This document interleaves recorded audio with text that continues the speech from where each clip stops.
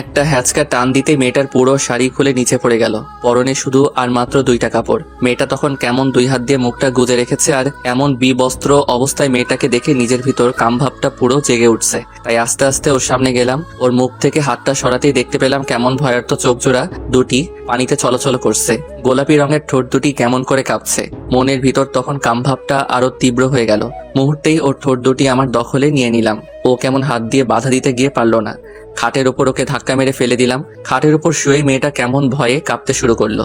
সেদিকে আমার কোনো ভ্রুক্ষেপ নেই, কারণ 20,000 টাকার বিনিময়ে ও আমার সাথে রাত কাটাতে এসেছে। কি ভাবছেন টাকার কথা কেন বললাম? ও আমার নিজের বউ না, আর মেয়েটাকে এক রাতের জন্য ভাড়া করে এনেছি। পতিতা, হ্যাঁ ও একটা পতিতা মেয়ে। গভীর রাতে যখন মদ খেয়ে সিগারেট টানতে টানতে মাতাল অবস্থায় হাঁটতে হাঁটতে বাসায় ফিরছিলাম, ঠিক তখনই অনুভব করতে লাগলাম কেউ আমাকে পিছন থেকে ফলো করছে। পিছনে তাকাতেই দেখলাম একটা মেয়ে আমার পিছু নিচ্ছে। মহিলা ছিনতাইকারী না তো? আমার সাথে আবার তখন প্রায় লাখ টাকার উপরে ছিল। প্রতিদিনই হাজার হাজার টাকা নেশা করি আমি। বড়লোক ঘরে নষ্টের ছেলে আমি। বাবা মা কেউ নাই, আছে বুক ভরা কষ্ট আর কোটি কোটি টাকা। যাই হোক, মেয়েটার দিকে মাতাল অবস্থাতেই তাকালাম। দেখলাম মেয়েটা বোরকা পরে আছে। তখন একটু অন্যরকম লাগতে শুরু করলো। এই মেয়ে, এভাবে পিছু নিচ্ছিস কেন? কিরে, কথা বলছিস না কেন? মেয়েটার এমন চুপ করে থাকার কারণে বিরক্ত নিয়ে চলে আসতে লাগলাম। একটু পরে দেখলাম মেয়েটা আবারও আমার পিছু নিচ্ছে। ওই মেয়ে, তোর সমস্যা কি বলতো? কিছু বলতে গিয়ে থেমে গেল। কি বলবি বল, নয়তো আমার পিছু ছাড়। আমাকে কিছু টাকা দিবেন? টাকা চাওয়ার কথা শুনে একটু অবাক লাগলো। তোকে টাকা দেবো কেন, আর কত টাকা দিব? জি 10,000 দিলেই হবে। তোকে এতগুলো টাকা কেন দিতে যাব? আমার কি লাভ এতে? কথাটা শুনে মেয়েটা একটা দীর্ঘশ্বাস ফেললো, আর তারপরই বলল, বিনিময়ে আপনি আমাকে সারা রাতের জন্য পাবেন। লাগবে না, তোকে টাকা দিতে পারবো না। বলেই হাঁটতে যাব, ঠিক তখনই ও আমার পায়ে পড়ে গেল আর অনেক কান্না শুরু করে দিল। প্লিজ আপনি না করবেন না, টাকাটা আমার অনেক প্রয়োজন। আর আমাকে দেখলে আপনি হয়তো না করবেন না, কারণ আমার ভেতর রূপ যৌবন সব আছে। প্লিজ আপনি না করবেন না। 10,000 টাকা না দিলে 5,000 টাকাই দিন, টাকাটা আমার অনেক দরকার, প্লিজ। তো দেখি তো তুই কেমন দেখতে। বলার পরই মেয়েটা বোরকার নিকাবটা খুলে ওর মুখটা বের করলো। মুখটা খুলতেই আমি কেমন অবাক হয়ে গেলাম।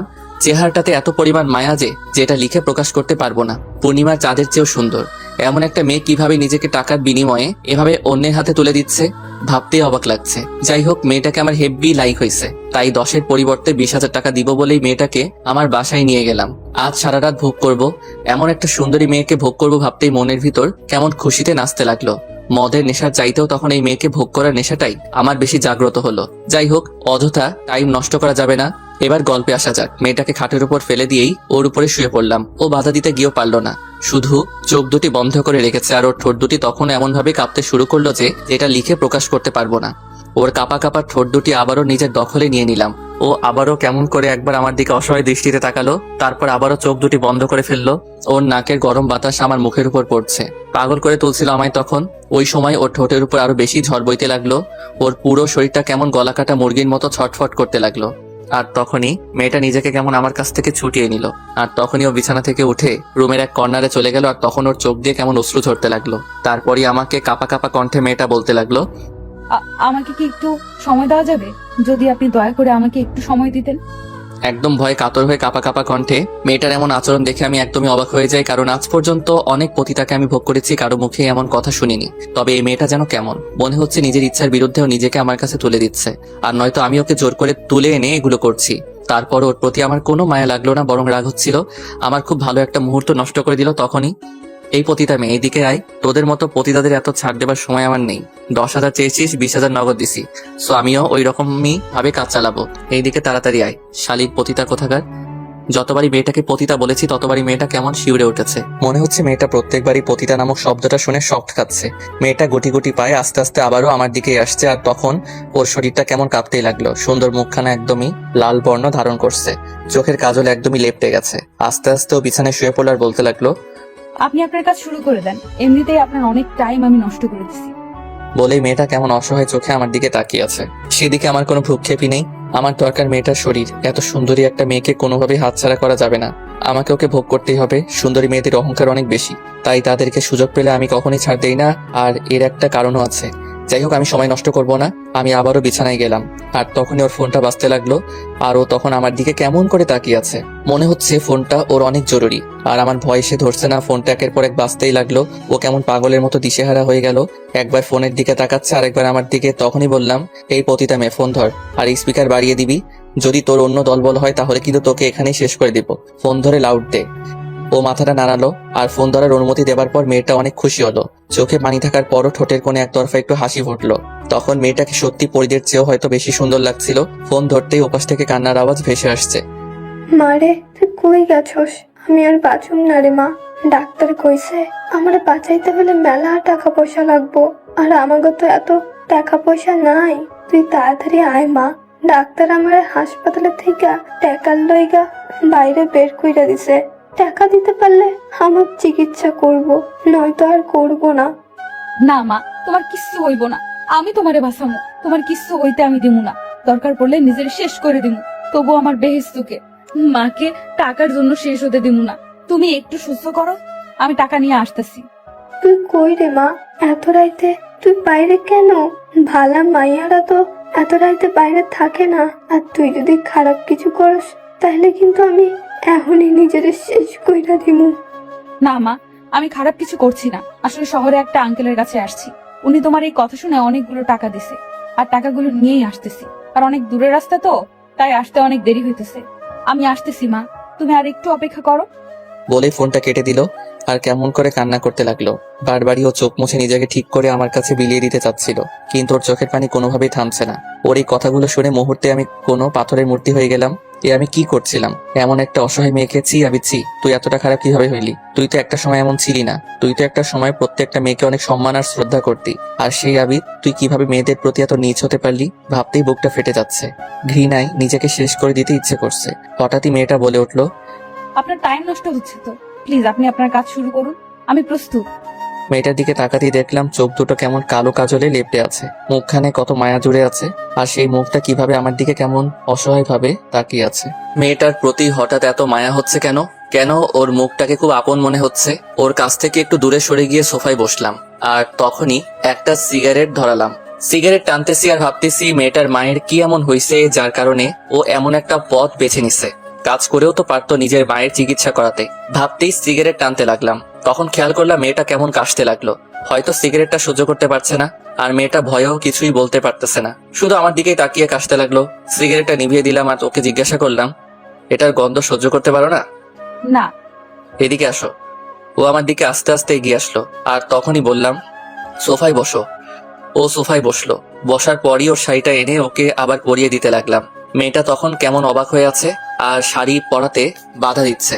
প্রথমে ভাবছিলাম হয়তো আমি পরিয়ে দিচ্ছি বলে সংকোচ বোধ করছে, পরেও নিজেই বলল, কি হলো, শাড়ি পরিয়ে দিচ্ছেন কেন? আপনি তো এখনো কিছুই করেননি, আপনি আপনার কাজ করবেন না? না।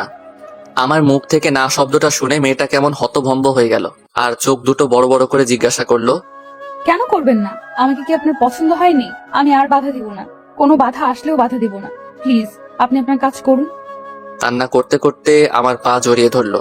অনেক চেষ্টা করছিলাম কিন্তু পা ছাড়াতে পারছিলাম না। একটা মেয়ে কতটা মায়ের পাগল হলে, কতটা মাকে ভালোবাসলে মাকে বাঁচানোর জন্য নিজের সবকিছু অন্যের হাতে নিজের ইচ্ছায় এভাবে বিলিয়ে দিতে পারে, সেটা এই মেয়েটাকে না দেখলে কখনোই বুঝতাবি না। দেখো, এই মুহূর্তে আমি কোনো কাজ করার মুডে নাই।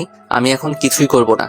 প্লিজ আপনি না করবেন না, টাকাগুলো আমার খুব দরকার। তাছাড়া আপনি নিজেই একটু আগে শুনেছেন আম্মু কি বলছে, টাকা না ছাড়া আম্মুকে বাঁচানো যাবে না, যে কোনো মূল্যে আমার টাকা লাগবেই। আচ্ছা, তোমার মায়ের কি এমন হয়েছে যার কারণে তুমি এই পথ বেছে নিছো? মেয়েটা তখন হাউমাউ করে কান্না করে দিল, আর কেমন ফুপিয়ে ফুপিয়ে বলতে লাগলো, আমার মায়ের লিভার ড্যামেজ হয়ে গেছে, ডাক্তার বলছে মাকে বাঁচাতে অনেক টাকা লাগবে। বলছিলাম অনেক টাকা লাগবে, কিন্তু কাজ করেও তো তুমি টাকা জোগাড় করতে পারতে, এই পথে আসলে কেন?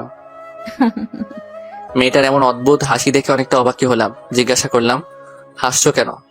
সুষ্ঠু সুন্দর ভাবে কাজ করার অধিকার হয়তো সৃষ্টিকর্তা কোনো সুন্দরী মেয়েকে দেয়নি, আর এই পথে আসতে আমাকে এই সমাজের মানুষ বাধ্য করেছে আমার ভাগ্য। কিভাবে? আচ্ছা, তোমার এই পথে আসার গল্পটা আমাকে বলবে? খুব শুনতে ইচ্ছা করছে। পতিতাদের জীবন কাহিনী শুনে আপনি কি করবেন? শোনার ইচ্ছা, প্লিজ বলো। মেয়েটাকে অনেক রিকোয়েস্ট করার পর মেয়েটা রাজি হলো। ওপরের দিকে তাকিয়ে মেয়েটা একটা দীর্ঘশ্বাস ফেললো, আর তারপরই বলতে লাগলো, জানেন, ছোটবেলায় আমার বাবা মারা যায়, তারপর থেকে আমার মা আমাকে মানুষের মতো মানুষ করার জন্য অনেক পরিশ্রম করে। নিজে না খেয়ে আমাকে খাওয়াতো, নিজে কষ্ট করে আমার লেখাপড়া চালাতো। হঠাৎ করে একদিন বাসায় এসে দেখি মা অজ্ঞান অবস্থায় মাটিতে পড়ে আছে। তখন মাকে ডাক্তারের কাছে নিয়ে গেলাম। অনেকগুলো টেস্ট করালো। টেস্টের টাকাগুলো মানুষের কাছ থেকে ধার করে পরিশোধ করি, কিন্তু রিপোর্টের পর জানা গেল মায়ের লিভার ড্যামেজ হয়ে গেছে। এখন বাঁচাতে গেলে অনেক টাকার প্রয়োজন, কিন্তু আমার হাতে কোনো টাকা ছিল না। কিভাবে টাকা জোগাড় করা যায় সেটাই তখন ভাবতেছিলাম, কিন্তু কোনো উপায় পেলাম না। কেউ আমাদের পাশে এসে দাঁড়ালো না। চারদিকে শুধু অভাব আর অভাব, আর সবকিছু কেমন পদাকার। আমি তখন সবকিছুই অন্ধকার দেখেছিলাম, কি করব বুঝে উঠতে পারছিলাম না। বলে আকাশের দিকে আর একটা দীর্ঘশ্বাস ফেললো। তারপর তারপর অসুস্থ মাকে বাসায় নিয়ে গেলাম। মা বলল ঢাকায় মামার বাসাতে আসতে, কারণ আমার মামা অনেক বড় লোক। হয়তো বোনের অসুস্থতার জন্য উনি আমাদের হেল্প করবে। মায়ের কথা মতোই সেদিন প্রথম এই ঢাকা শহরে আসলাম। মামার বাসায় যেতেই মামা অনেক খুশি হয়, কিন্তু টাকার কথা বলতেই মুখটা কেমন অন্ধকার করে ফেলে। মুখটা অন্ধকার করেই বলল আমাকে কিছুদিন থাকতে, উনি একটা ব্যবস্থা করবে। মাকে এই অবস্থায় ছেড়ে দূরে থাকতে খুব কষ্ট লাগছিল, তবুও থাকলাম, কারণ মাকে তো আমার বাঁচাতেই হবে। এদিকে মামা মাকে হসপিটালে ভর্তি করিয়ে দিল আর আমাকে ওনার কাছে রেখে দিল। দুদিন পর মামি সহ মামাতো বোনেরা কোথাও বেড়াতে গেল। বাসায় আমি একা শুয়ে আছি আর মায়ের কথাই ভাবছিলাম। হঠাৎ কেউ একজন আমার রুমে ঢুকলো। তাকাতেই দেখলাম আমার মামা। আমি একটু হাসি দিলাম, কিন্তু সেই হাসিটা বেশি স্থায়ী হলো না। কেন? কারণ তখনই মামা দরজাটা ভেতর থেকে বন্ধ করে দিল। ভালো মানুষের পেছনে মামার এত জঘন্য একটা রূপ সেদিনে আমার কাছে প্রকাশ পায়। কিছু বুঝে ওঠার আগেই আমার মামা আমার উপর ছাপিয়ে পড়লো। আমাকে বাবা পর্যন্ত ডেকেছিলাম, পায়ে হাতে দিয়ে বারবার বলেছিলাম বাবা যে জায়গায় মামাও সেই একই জায়গায়, আমি তোমার মেয়ের মতো। কিন্তু সেদিন এই অসহায় মেয়েটাকে নিজের আপন মামা নৃশংসতার কাছে রেহাই পেল না, পশুর মতো আমাকে। বলেই কেমন ফুপিয়ে কান্না শুরু করে দিল। ওর কথাটা শুনে আমিও নিজেও কেঁদে দিলাম। কি বলছে এই মেয়েটা? আর কিভাবে মানুষ এতটা নীচ হতে পারে? আল্লাহ, তুমি এর আগে ওই জানোয়ারের বাচ্চাটাকে শেষ করে দিলে না কেন? ওই জানোয়ারের বাচ্চাকে আমি মাফ করব না, আমি নিজে ওকে শেষ করে দিব। আমি তখন কেমন থরথর করে কাঁপতে লাগলাম। একটা মেয়ে কতটা কষ্ট পেতে পারে, কেনই বা এমন পরিস্থিতিতে আসে, ওকে না দেখলে বুঝতেই পারতাম না।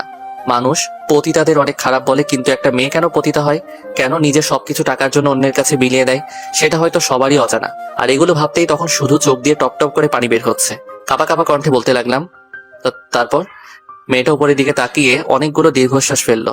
তারপর কিছুক্ষণ নীরবতা। একটু পরে নীরবতা ভেঙে বলতে লাগলো, সেদিন আমার সব কিছু উনি কেড়ে নিয়েছিল।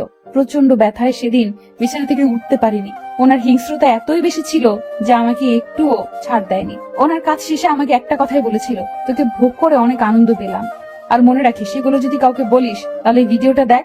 আমাকে তখন একটা ভিডিও দেখালো যেটাতে মামার হিংস্রতাকে দেখতে পেলাম। ভিডিওটা দেখিয়ে বলল, তোর এই ভিডিও আমি ভাইরাল করে দেব, তোর আম্মুর চিকিৎসার একটা টাকাও দিব না, তোর মা মরে যাবে। তখন নিজের কথা ভুলে গেলাম, মায়ের মুখখানা মনে পড়ে গেল। না, মাকে কোনোভাবেই মরতে দেওয়া যাবে না। তখন আমি চুপ করে গেলাম। এরপর থেকে মামা সহ তার অনেক বন্ধু মিলে প্রতিদিন আমাকে হাত পা বেঁধে জোর করে ধর্ষণ করতো, আর আমাকে দিয়ে মামা ব্যবসা শুরু করে দিল। আর তারপর একটা সময় মামা আর মায়ের চিকিৎসার জন্য আগের মতো টাকা দেয় না। মায়ের অবস্থাও দিন দিন খারাপ হতে লাগলো। আমাকে কিছু বললেই আমাকে পতিতা বলে মারধর করতো। যখন দেখলাম মায়ের আর চিকিৎসা চলছে না, তখনই ওখান থেকে পালিয়ে বের হয়ে গেলাম, আর বের হয়ে আপনার কাছে।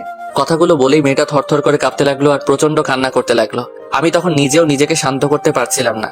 আর এই মেয়েটি কিভাবে নিজেকে শান্ত করবে? জীবনে অনেক পতিতার সাথে রাত কাটিয়েছি, কিন্তু কোনোদিন কারো এই পতিতা হবার গল্প শুনিনি। শুধু ভোগ করে চলে এসেছি, জানতেও চাইনি তাদের এই পতিতা হবার কারণ।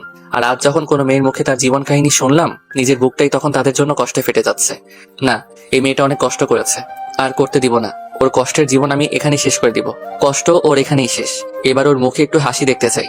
তখন বুঝতেই পারলাম মেয়েটা টাকার জন্য সব করতে পারবে। এখন আমি তাড়িয়ে দিলে আমার কাছ থেকে চলে গিয়ে আবার অন্য কারোর সাথে মিশবে।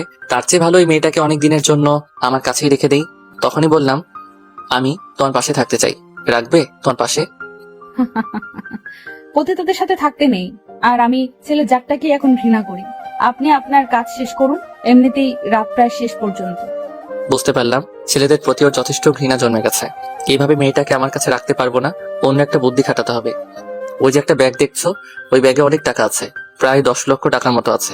আমি জানি এই 10 লক্ষ টাকা তো এই পতিতা পেশায় কয়েক মাসও কামাতে পারবা না। তো আমি যদি তোমাকে ওই টাকাগুলো দিয়ে দিই, বিনিময়ে আমাকে কি দিবা? কথাটা বলতেই মেয়েটা কেমন অবাক হয়ে আমার দিকে তাকিয়ে রইলো আর বলতে লাগলো, আপনি যা চাইবেন তাই। দরকার পড়লে সারা দিন সারা রাত সব সময় আপনার সাথে কাটাবো, কিন্তু তারপরও আমার মাকে বাঁচানোর জন্য টাকাগুলো দরকার।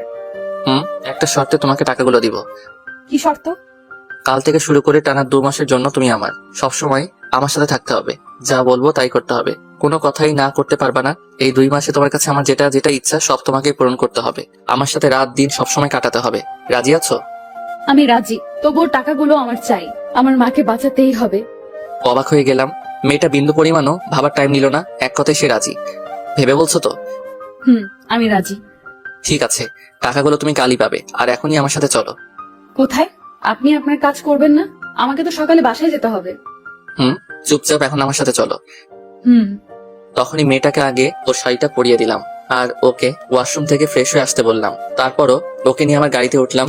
ও কেমন ভয় ভয়ে গাড়িতে উঠলো, প্রচন্ড ভয় পাচ্ছে মেয়েটা, হয়তো ভাবছে তাকে কোথাও নিয়ে কিছু করে ফেলবো। গাড়ি ড্রাইভ করছি, হঠাৎই মেয়েটাকে বললাম, এই মেয়ে, এতক্ষণ আমার সাথে আছো অথচ নামটাই জানি না, আর কাল থেকে তো তুমি আমার সাথেই থাকবা, তো নাম কি তোমার? জি, মোসাম্মদ আনিকা আক্তার। খুব সুন্দর নাম, রূপের সাথে নামের অনেক মিল আছে। আর আমার নাম আবিদ হাসান, সবাই আবিদ বলেই ডাকে, এখন থেকে তুমিও আবিদ বলেই ডাকবা। আমি নাম ধরে ডাকতে পারবো না, স্যার বলে ডাকি। কি বলছি? আমি যেটা বলছি চুপ করে সেটাই শোনা, বুঝছো? হুম। বলো আবিদ। করছো কেন, বলো আবিদ। আবিদ। এবার বলো গ্রামের বাসা কোথায়, আমরা এখন সেখানেই যাব। কিন্তু। কোনো কিন্তু নাই, এইদিকে তোমার আম্মুর অবস্থা অনেক খারাপ, তাই দেরি করে একদমই লাভ হবে না। হুম। তারপরই ওর থেকে ঠিকানা নিয়ে ওদের গ্রামের বাসায় চলে গেলাম। যেতে যেতে প্রায় সকাল হয়ে গেল, আর ওর আম্মুকে ওখান থেকে নিয়ে আসলাম। ঢাকাতে এনে বড় একটা ভালো হসপিটালে ভর্তি করে দিলাম। তখনই আনিকা বলে উঠলো, আপনার এই ঋণ কিভাবে শোধ করব আমি? হয়তো নিজের জীবন দিয়ে হলেও আপনার এই ঋণ আমি শোধ করতে পারবো না। শোধ করার দরকার নেই, আর হ্যাঁ, শর্ত অনুযায়ী আজ থেকে আমি যা যা বলবো সব তোমাকে মানতে হবে। বলুন, আমাকে কি করতে হবে? এখন থেকে আমাকে তুমি করে বলবা, আর আমার নাম ধরে ডাকবা। যদি এর ব্যতিক্রম করো তাহলে। এই না, আপনি যেটা বলবেন সেটাই করব। আবার আপনি? তুমি। তোমার আম্মু এখন ঘুমাবে, ডাক্তার ওনাকে ঘুমের ওষুধ দিছে। হুম। আনিকাকে নিয়ে বাসায় আর আসলাম না, একদম কাজী অফিসে চলে গেলাম। কাজী অফিস দেখে আনিকা বলে উঠলো, কাজী অফিসে কেন? আর কার বিয়ে? তোমার আর আমার বিয়ে। মানে? তুমি আমার কাছে 2 মাস পর্যন্ত আছো, আর আমি তোমাকে পতিতা পরিচয় আমার বাসায় রাখতে পারবো না। সো 2 মাসের জন্য আমার বউ হয়ে থাকবা। কথাটা শোনার পর আনিকা কেমন থ হয়ে গেল। 2 মাসের জন্য বিয়ে? হুম। আমি পারবো না এই বিয়ে করতে। দেখো, শর্ত অনুযায়ী তোমাকে করতেই হবে, আর আমার সাথে 2 মাস ওইভাবে মেলামেশা করলে পাপের পরিমাণটা অনেক বেশি হবে, আর এইভাবে করলে সেটা আর হবে না। হাসছো কেন? হাসবো না তো কি করব? তোমরা বড় লোকরা পারো বটে, তোমাদের কাছে সবকিছুই কেমন পুতুল খেলা মনে হয়। আর আমাদের পুতুল ভেবে কত কিছুই না করছো, সবই টাকা। তবে কষ্ট নেই, আমি পুতুল হয়ে তোমার খেলায় থাকতে রাজি আছি, কারণ এত কিছু জানিয়া চলো। তারপর আনিকার সাথে শর্ত মোতাবেক বিয়েটা হয়েই গেল। 2 মাসের জন্য একটা পতিতা মেয়েকে বিয়ে করে নিলাম। ওকে নিয়ে বাসায় চলে আসলাম। আপাতত একটা বাসর সাজালাম। বাসর ঘরে আনিকা বসে আছে, ঢুকতেই আমাকে সালাম করলো। আরে আরে, সালাম করছো কেন? বাসরাতে বাঙালি মেয়েদের এটাই করতে হয়। তবে এটা তো মাত্র কয়েকদিনের বিয়ে, তাই না? তবে একটা কথা মনে রাখবে, বাঙালি মেয়েদের বিয়ে বিয়েই, সেটা শর্তের কয়েকদিনের জন্যই হোক বা সারা জীবনের জন্য। তারপরে আনিকাকে বিছানায় উঠালাম আর জিজ্ঞাসা করলাম, একটা সত্যি কথা বলবে? আচ্ছা, বাসরাতে তোমার কি কি ইচ্ছা ছিল? হাসছো কেন? আপনি আমাকে ভোগ করবেন তো করেন, এত নাটকের কি দরকার? একদম চুপ করে থাকবা, আমি যেটা বলছি সেটা বলো। আমি একটা ভাড়াটে পতিতা, আমার কোনো ইচ্ছে নেই। তবে বাঙালি প্রত্যেকটা মেয়েদের খুব ইচ্ছা বাসর রাতে লাল বেনারসি পরে স্বামীর ঘরে যাবে, তার সাথে নিজের সবকিছু ভাগাভাগি করে নেবে, আর তার সাথে অনেক গল্প করবে, আর সব সময় তার স্বামীর বুকে মাথা রেখে ঘুমাবে, কখনোই আলাদা হবে না। কথাগুলো বলেই মেয়েটা কেমন একটা দীর্ঘশ্বাস ফেললো। একটা জিনিস খেয়াল করলাম, মেয়েটা বেশিরভাগ টাইমই দীর্ঘশ্বাস ত্যাগ করে। বুকের ভিতর কতটা কষ্ট থাকলে একটা মেয়ে বারবার এমন করতে পারে সেটা হয়তো আমার ধারণার বাইরে। যাই হোক, মেয়েটাকে এত কষ্ট আর পেতে দিব না। তখনই আনিকাকে বললাম, খুব ভালো ধারণা আছে তো তোমার, কাজে লাগানো যাবে। কিসের কাজ? না, কিছু না, তবে আজকে কিন্তু তোমাকে আর ছাড়বো না, বাসর রাত বলে কথা। আসছো কেন? আমার জন্য আর বাসর রাত? আমার মতো পতিতাদের সাথে তো প্রতিদিনই। ওই, একদম চুপ। আজ থেকে মুখে যেন পতিতা নামটাও যেন না আসে, আসলে খুব খারাপ হবে। দেখো, সত্যিটা তো আমাকে বলতেই হবে। বলো, কিন্তু আপাতত তুমি আমার বউ, সো আমার বউয়ের মতোই তোমাকে থাকতে হবে। হায় রে বউ, তাও আবার 2 মাস। ওর কথাটা শুনে একটু অবাকই হলাম। তারপরে ওকে বললাম, 2 মাস হোক আর 2 দিন হোক, এখন তো তুমি আমার বউ, আর এই 2 মাস তোমাকে আমার স্ত্রীর পরিচয় থাকতে হবে। বলতেই মেয়েটা কেমন অবাক দৃষ্টিতে আমার দিকে তাকিয়ে আছে। তারপর ওকে খাট থেকে নিচে নামালাম আর হাত ধরে টানতে টানতে বাইরে নিয়ে যেতে লাগলাম। ও শুধু অবাক হয়ে আমার দিকে তাকিয়ে আছে, আর হঠাৎই বলে উঠলো, আমাকে কি কোথাও নিয়ে যাচ্ছ? হুম, আমার সাথেই চলো। কোথায়? আমার সাথে গেলেই বুঝতে পারবা। তারপরে মেয়েটাকে ছাদে নিয়ে গেলাম। অনেক রাত দেখে মেয়েটা একটু ভয় পেয়ে গেল, কিন্তু ছাদে উঠতেই ওয়াও, কি সুন্দর ফুলের বাগান, আর আকাশে কত সুন্দর চাঁদ উঠেছে। বলে মেয়েটা আমার হাত থেকে ছুটে ছাদের উপর কেমন নিজেকে মুক্ত পাখির মতো মেলে ধরলো। ও একবার ফুলগুলোকে ধরছে, আর একবার চাঁদের দিকে তাকিয়ে মিটি হাসছে। রাতে চাঁদের আলোতে গোলাপ ফুলগুলোর সৌন্দর্য আনিকার সৌন্দর্যের কাছেও হার মানছে। চাঁদের আলোতে মেয়েটাকে কেমন অপূর্ব সুন্দর লাগছে। সত্যি তখন আমি অনেক খুশি হয়ে গেলাম, কারণ মেয়েটা আজ খুব খুশি। তখন আকাশের দিকে তাকিয়ে আল্লাহকে মনে মনে একটা ডাক দিয়ে বললাম, আল্লাহ, এই মেয়েটাকে যেন সবসময় এমন হাসি খুশি রাখতে পারি, আর কখনোই যেন ওকে কষ্ট না দেই। বলে মেয়েটার দিকে তাকালাম। ঠিক তখনই দেখলাম মেয়েটা এক জায়গায় কেমন জড়সড় হয়ে কান্না করতে লাগলো। হঠাৎ করে ওর এমন আচরণ দেখে ভয় পেয়ে গেলাম।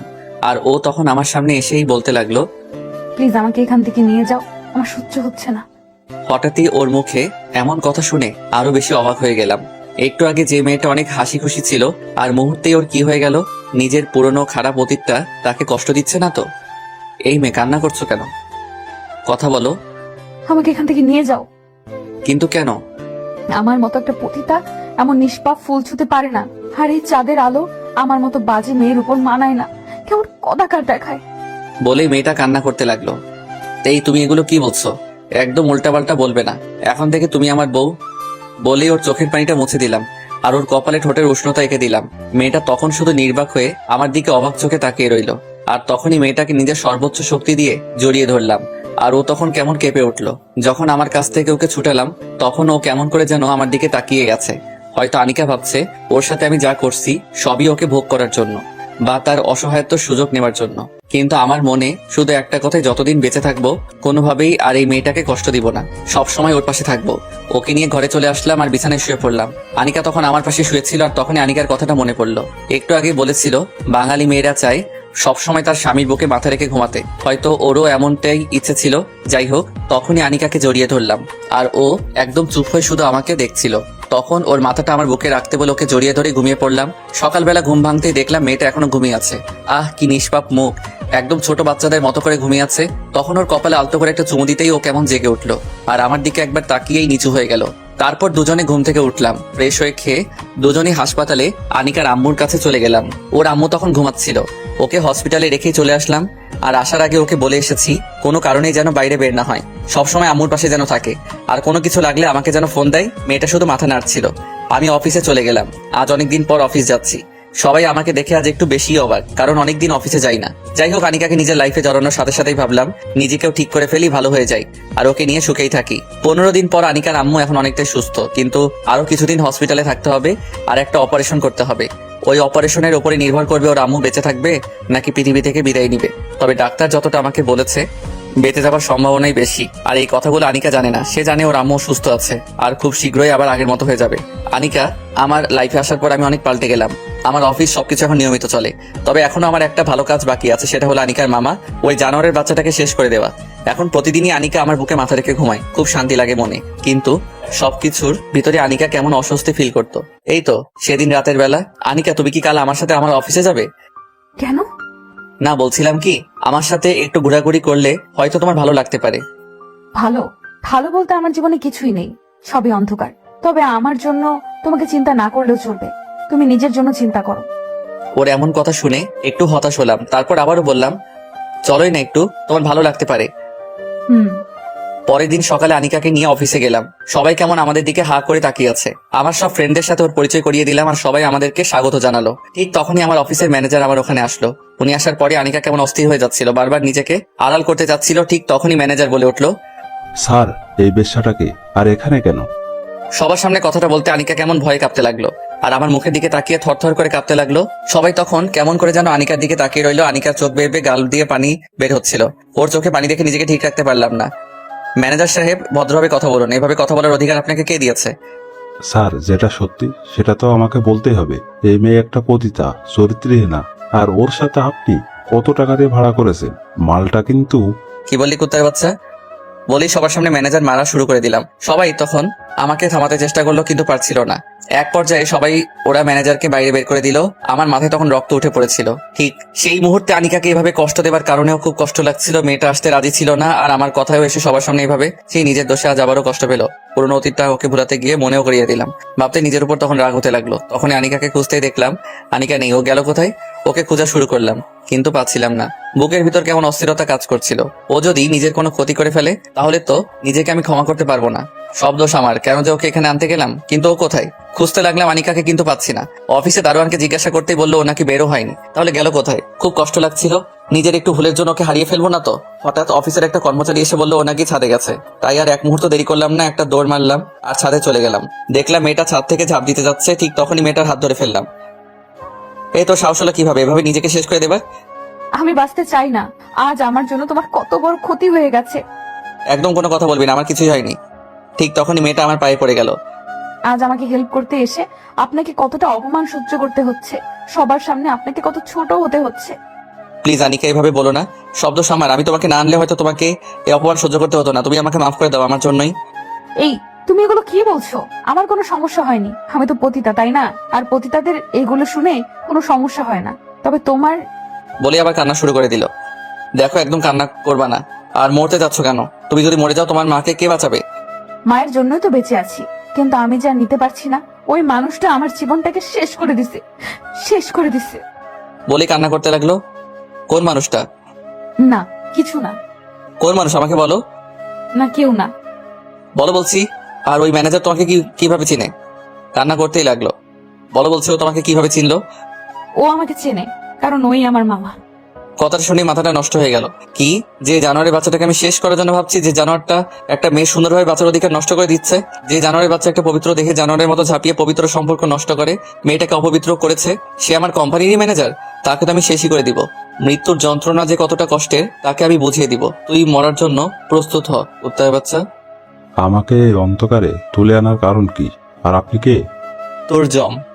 আপনি সামনে আসুন আর আমাকে প্লিজ ছেড়ে দিন। আমাকে কেন তুলে এনেছেন? কেউ লাইটটা অন করো। ঠিক তখনই লাইট অন হয়ে গেল। আর লাইট অন হতেই উনি বলে উঠলো, স্যার আপনি? ম্যানেজার সাহেব কেমন আছেন? খুব ভালো। আচ্ছা ম্যানেজার সাহেব, এভাবে ঘামছেন কেন? আমাকে লোক দিয়ে কেন উঠিয়ে এনেছেন? শুধুমাত্র কিছু হিসাব নিকাশের জন্য। ওইগুলো তো অফিসে মেটাতে পারতেন, আর আমি সব হিসাব তো আপনাকে দিয়ে দিয়েছি। ম্যানেজার সাহেব, অফিসের হিসাব অফিসে দিচ্ছেন, কিন্তু জীবনের হিসাব একটু মিলিয়ে নিব না? মানে কি স্যার?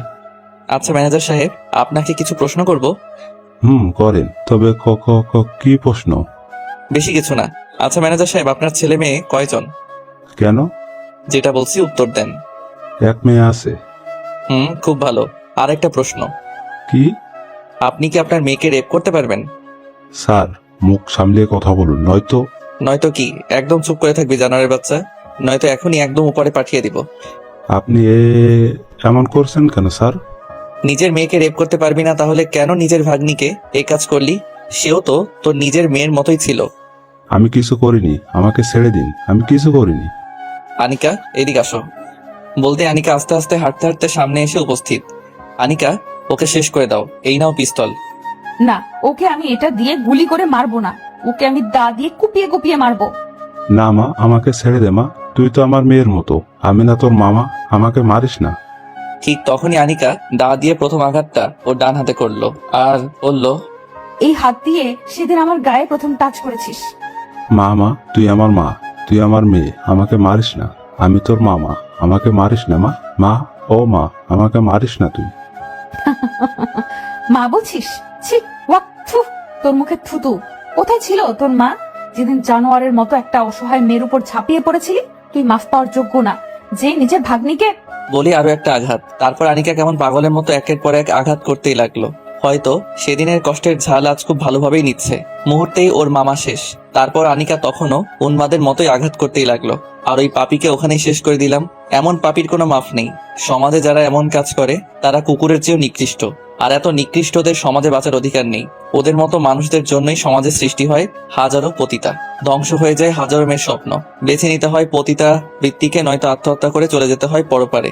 আনিকাকে নিয়ে বাসায় চলে আসলাম আর দুজনেই ফ্রেশ হয়ে খাওয়া দাওয়া করলাম। খুব ক্লান্ত, তাই শুয়ে পড়লাম। ঠিক তখনই আনিকাও আমার পাশে শুয়ে পড়লো। আনিকাকে একটা টান দিয়ে বুকের উপরে তুলে নিলাম। ও তখন একদম চুপ করে আছে। এই মেয়ে বালিশে শুয়েছিলে কেন? তোমাকে বলছি না সবসময় আমার বুকের উপর মাথা রেখে ঘুমাবে। হাসছো কেন? হাসবো না তো কি করব? দুদিন পর তো এমনিতেই বালিশে ঘুমাতে হবে, তাই না? আর তো মাত্র 26টা দিন বাকি আছে, তাই না? এরপরে তো তোমার 2 মাস শেষ। তবে যাই হোক, তোমার প্রতি চিরকৃতজ্ঞ থাকবো। ওর মুখে কথাগুলো শুনে খুবই অবাক লাগছিল, কারণ দিনগুলো আনিকা যে এত ভালোভাবে হিসাব রাখবে বুঝতেই পারিনি। সময় যেতে যেতে যে এতগুলো দিন চলে গেছে সেটাও বুঝতেই পারিনি। কিন্তু ও কি বুঝতেছে না আমি ওকে এখন ভালোবাসি বলেই ওর পাশে আছি? কি হলো আবিদ সাহেব, চুপ কেন? না, এমনিতেই। আচ্ছা, তোমাকে একটা কথা বলবো। বলো। এই যে তুমি সেই প্রথম দিন থেকে আমার এত উপকার করছো, তারপর আবার শর্ত মোতাবেক বিয়ে করে এতগুলো টাকাও দিয়েছো, আজ আবার আমাকে একটা জানোয়ারকে শেষ করতেও সাহায্য করেছো, এসবই তো আমাকে ভোগ করার জন্য, তাই না? তাহলে আমাকে তো এখনো ভোগ করোনি, কিন্তু কেন? ওর কথাটা শুনে বুকটা কেমন ধুক করে উঠলো। উপরের দিকে তাকিয়ে একটা দীর্ঘশ্বাস ফেলেই মনে বললাম, ও কি ভাবছে এগুলো? ওকে এখনো বুঝতে পারছে না ওকে ভোগ করার জন্য আমি এগুলো করছি না, ওকে ভালোবাসি বলে এগুলো করেছি। তখনই ওকে নরম সুরেই বললাম, জানো আনিকা, সবকিছু মানুষ ভোগের জন্য করে না। আর হ্যাঁ, তোমাকে ভোগ করার ইচ্ছা থাকলে তোমার পাশে না থেকেও হয়তো তোমাকে প্রতিদিনই ভোগ করতে পারতাম। আর তুমি আমার সাথে এতগুলো রাত কাটিয়েছো, কিন্তু তোমাকে শুধু আমার বুকের উপর রেখে জড়িয়ে ধরে ঘুমিয়েছি। এছাড়া তোমার সাথে অন্য কোনো ধরনের বিহেভ করিনি, যেটা দিয়ে প্রমাণিত হয় আমি তোমাকে ভোগ করতে চাচ্ছি। আচ্ছা ঘুমাও, এমনিতেই আজ অনেক ক্লান্ত তুমি। তারপরে চুপচাপ ঘুমিয়ে পড়লাম। শরীর ক্লান্ত থাকার কারণে ঘুম খুব তাড়াতাড়ি চলে আসলো। আনিকাকে আজ 5 দিন পর ওর আম্মুর কাছে নিয়ে যাচ্ছি। এর ভিতর মেয়েটা অনেকবার যেতে চাইলেও ওকে যেতে দেয়নি, কারণ এই কয়দিনের ভিতর আনিকাকে গোপন রেখে ওর আম্মুর অপারেশন করিয়ে ফেলেছি।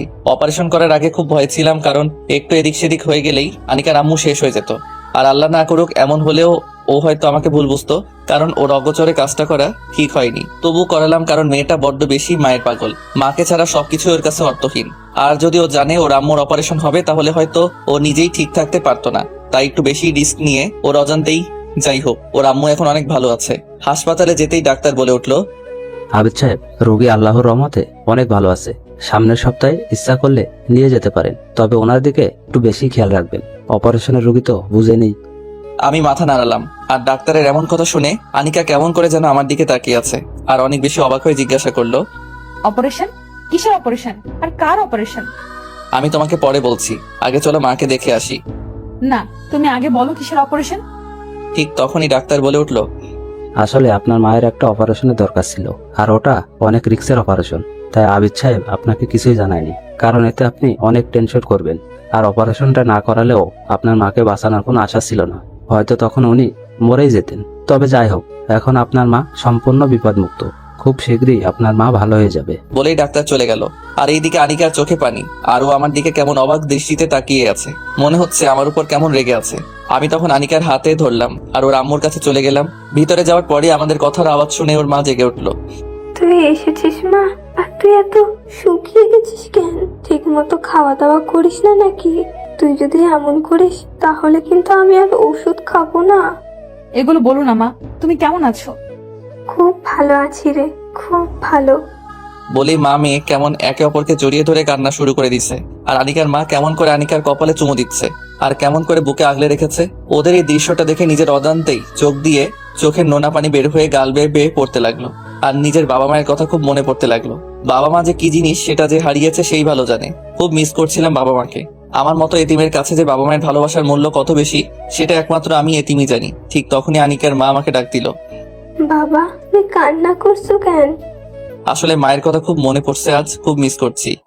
কেন, তোমার বাবা মা কোথায়? না, ছোটবেলায় তারা মারা গেছে, এতিম করে চলে গেছে আমায়। কে বলেছে তুমি এতিম? আমি কি তোমার মা না? এদিকে আসো বাবা। তখনই দৌড়ে ওনার কাছে যেতেই উনি আমাকে জড়িয়ে ধরেই বলতে লাগলো, আজ থেকে তুমিও মার ছেলে। আহ কি শান্তি, কলিজাটা জড়িয়ে গেল। তখনই আমি বললাম, আচ্ছা আমি কি আপনাকে আজ থেকে মা বলে ডাকতে পারি?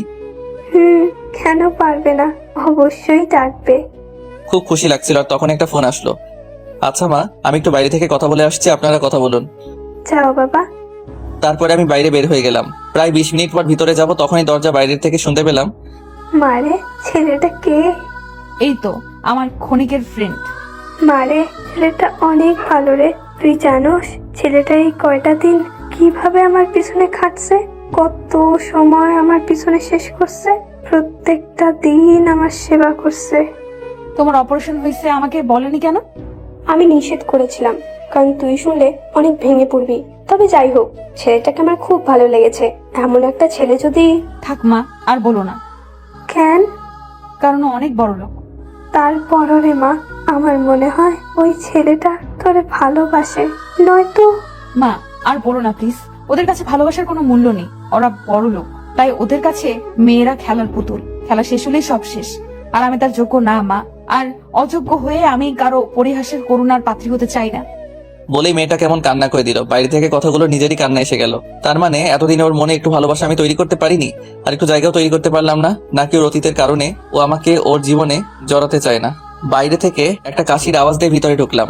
আমাকে দেখে আনিকা তাড়াতাড়ি করে নিজের চোখের পানি মুছে ফেললো।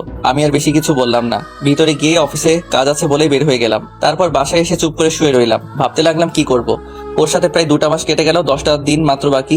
এতগুলো দিনেও কি ও আমাকে একটু বুঝতে পারলো না? ভাবতে ভাবতে বিছানায় ঘুমিয়ে পড়লাম। হঠাৎই কারো ডাকে আমার ঘুম ভাঙলো। চোখ খুলতেই দেখলাম আনিকা। আমার দিকে কেমন অবাক করা দৃষ্টিতেই তাকিয়ে রইল মেয়েটা। আস্তে আস্তে খাটের একটা কর্নারে এসে বলল, তুমি ঠিক আছো তো? তোমার কিছু হয়নি তো? কোনো সমস্যা?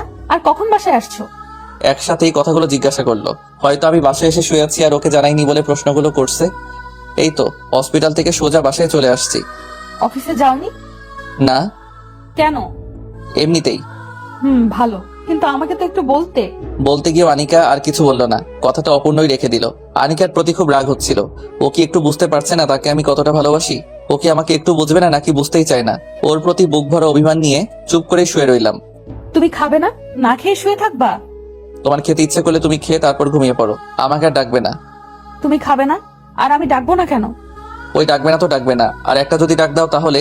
তোমাকে আর বলতে হবে না। আর আমি এভাবে বলার কারণে লজ্জিত। আসলে নিজের অবস্থানের কথাটা ভুলেই গেছি। আর তো মাত্র 10 দিন, তারপরে তো চলে যাব। ওর চলে যাবার কথাটা শুনে বুক ফেটে কান্না আসছিল। খুব কষ্ট লাগছিল। মনে মনে বলছিলাম, হায়রে আনিকা, একটু রাগ দেখালাম বলে খুব সহজে উল্টাপাল্টা বুঝে নিলে। কিন্তু তোমাকে ভালোবাসি বলে যে তোমার পাশে থাকতে চাচ্ছি, সেটা তুমি হয়তো কখনোই আর বুঝবে না। বলে বুক ফাটা একটা দীর্ঘশ্বাস ফেললাম। এরপরও ও কয়েকবার ডেকেছিল খেতে, কিন্তু ওর প্রতি একটু রাগ নিয়ে আবার নিষেধ করার কারণে আর ডাকিনি। চুপচাপ শুয়ে রইলাম। বুকটা খা করছিল। ওকে বুকের সাথে মিশিয়ে খুব শক্ত করে জড়িয়ে ধরে বলতে ইচ্ছে করছিল, আনিকা, খুব ভালোবাসি তোমায়, খুব বেশি ভালোবাসি। আমাকে না কখনো ছেড়ে যাবার কথা বলো না। কিন্তু সেদিন মনের ভেতরের আর্তনাদগুলো মুখ করে বের করতে পারলাম না। কিছুক্ষণ পর আনিকাও আমার পাশে শুয়ে পড়লো। প্রতিদিন পাগলিটাকে বুকে নিয়ে ঘুমাই। আমার বুকটা ওর জন্য বালিশ বানিয়ে দেই। কিন্তু আজ অভিমান করে ওকে আর আমার বুকে টেনে নিলাম না। ভাবলাম ও হয়তো আমাকে বলবে, আবিদ, আমি না তোমার ওই বুকে অনেক শান্তি পাই। আমাকে সব সময় তোমার ওই বুকের মধ্যেই রাখবা। আর আজকে আমাকে রাগ করে কেন বালিশে শুয়ে থাকতে বলছো? আমি কিন্তু তোমার বুকেই ঘুমাবো। কিন্তু আফসোস, আনিকা এগুলো বলবে তো দূরে থাক, ওর কল্পনায়ও এগুলো আসে না। আর হয়তো আমার সাথে শর্তের কারণে যতটুকু থাকছে, নয়তো ও হয়তো আমার কাছে কখনোই থাকতো না। বিছানায় ওর অপর দিকে মুখ করে বালিশে চোখ ভিজাচ্ছিলাম। লাইটটা অফ আছে, তাই হয়তো ওর চোখে আমার চোখের পানি পড়বে না। চোখে নোনা জল ফেলতে ফেলতে কখন যে ঘুমিয়ে পড়ছি বুঝতেই পারিনি। হঠাৎই কারো চিৎকার শুনে ঘুম থেকে লাফিয়ে উঠলাম। লাফিয়ে উঠতে চাইলেও তখন আমি উঠতে পারলাম না, কারণ এর আগে আনিকা আমাকে খুব শক্ত করে জড়িয়ে ধরে চিৎকার করে কান্না করতে লাগলো আর বলতে লাগলো, প্লিজ মামা, আমাকে ছেড়ে দাও। আমার সর্বনাশ করো না। মামা, তুমি না আমার বাবার মতো। তুমি তো জানোই আমার বাবা নেই। প্লিজ আমাকে এই পতিতালয়ে ফেলে যেও না। মামা, যেও না। মামা, মামা। কথাগুলো বলছিল আর মামা মামা বলেই আনিকা চিৎকার করে কান্না করতে লাগলো। আর ভয়ে কাঁপতে কাঁপতে আমাকে অনেক শক্ত করে জড়িয়ে ধরতে লাগলো। হয়তো আমার বুকের ভিতরেও ঢুকেই যাবে, নয়তো আমার সাথে মিশে যাবে। আনিকাকে শান্ত করার জন্য ওকে ডাকতে লাগলাম, কিন্তু ও যেন শুনছেই না। এ আনিকা, আনিকা, তোমার কি হয়েছে? আর কোথায় তোমার মামা? ওনাকে তো তুমি নিজ হাতে শেষ করে দিছো। আনিকা, এই দেখো এখানে কেউ নেই। আনিকা, এই আনিকা, এই দেখো আমি আছি তো, কেউ তোমাকে কিচ্ছু করতে পারবে না। একবার মার দিকে দেখো। অনেক বলার পরে আনিকা ধীরে ধীরে শান্ত হয় আর কেমন অসহায়ের মতো আমার মুখের দিকে তাকিয়ে রইল। বুঝতে পারলাম মেয়েটা হয়তো বাজে কোনো স্বপ্ন দেখে ভয় পাইছে। তখনও ও আমাকে জড়িয়ে ধরেই আছে। ও হঠাৎ কি বোঝে যেন ও নিজেকে ছুটিয়ে নিতে চাইলো, কিন্তু সেটা আর হতে দিলাম না। কারণ সেই মুহূর্তেই আনিকাকে আমি আমার নিজের সমস্ত শক্তি দিয়ে জড়িয়ে ধরে রইলাম। আর ও তখন কিছুই বলল না, শুধু চুপচাপ দেখছে। আনিকার মাথাটা তখন আমার বুকের মাঝে। তখন ওর মুখটা একটু সামনে আনলাম আর আস্তে করে ওর চোখের পানিটুকু মুছে দিলাম। অনেকক্ষণ পর আনিকা যখন স্বাভাবিক হয়, এই পাগলি, তোমার কিচ্ছু হবে না। এই পাগলিটা যে তোমার কিচ্ছু হতে দিবে না, সব সময় এই বুকে আগলে রাখবে, কখনোই আলাদা হতে দিবে না। ও শুধু মাথা নাড়ালো। এই শুনো, আর কান্না না করে চুপচাপ এই পাগলের বুক নামক বালিশটাতে ঘুমিয়ে পড়ো। আমি তোমার মাথায় হাত বুলিয়ে দিচ্ছি, একদম কথা বলবে না কিন্তু। তখন আনিকাকে আমার বুকের মধ্যে রেখে শুয়ে থাকতে বললাম। ও আমার কথা শুনে চুপচাপ তাই করলো। আমি ওর মাথায় হাত বুলিয়ে দিতে লাগলাম। আসলে আনিকার চুলগুলো অনেক সুন্দর। ও যেমন সুন্দর ঠিক ওর চুলগুলো অনেক বড় বড় চুল। ওর চুলগুলো কাজ ছাড়িয়ে ওর কোমরেরও অনেক নিচে চলে যায়। যাই হোক, ওর মাথায় হাত বুলাতে বুলাতে মেয়েটা কখন যে ঘুমিয়ে পড়েছে বুঝতেই পারিনি। ফজরের আজান দিয়ে দিচ্ছে, এখনো ও আমার বুকেই ঘুমাচ্ছে, আর আমিও সারা রাত জেগে ওর মাথায় হাত বুলাতে লাগলাম।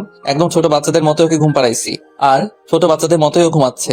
একটা জিনিস তখনই মাথায় আসলো, এতদিন মেয়েটাকে বুকে নিয়ে ঘুমাতাম, একদিনও ও খারাপ কিছু স্বপ্নে দেখেনি, ভয় পাইনি। আর আজ অভিমান করে ওকে বুকে থেকে সরাতেই কেমন আবল তাবল স্বপ্ন দেখে মেয়েটা ভয় পাইছে। আর কখনোই যতই রাগ করি না কেন ওকে আমার বুক থেকে আলাদা করব না। সকালবেলা ওকে হসপিটালে ওর মায়ের কাছে রেখে অফিসে চলে গেলাম। একটু হাসি খুশি ভাবে বসে আছি, ঠিক তখনই আমার অফিসের কলিগ মিম আসলো। ওর সাথে আমি আবার একদমই ক্লোজ, ভালো ফ্রেন্ড বললেও চলে। মিম এসেই বলল, স্যার একটা কথা বলবো যদি রাগ না করেন? বলো। স্যারকে আজ অনেক খুশি খুশি লাগছে। স্যারকে আজ অনেক খুশি নাকি? না আসলে বুঝতে পারছি স্যার, ব্যাপারটা ভাবিকে নিয়ে, তাই তো? তো কাল পহেলা বৈশাখে ভাবিকে নিয়ে কি কি প্ল্যান আছে? পয়লা বৈশাখ? কে, আপনি কি জানেন না নাকি? কোন দেশে থাকেন স্যার? আরে থাকি তো বাংলাদেশে, কিন্তু বুঝতে পারছি।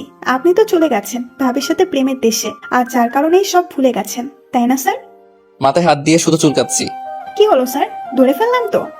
আগে বলে দুজনে হো হো করে হেসে উঠলাম। তখনই আমি ওকে বললাম, আচ্ছা মিম, পয়লা বৈশাখে তোমার ভাবিকে কিভাবে অনেক খুশি করা যায় বলো তো?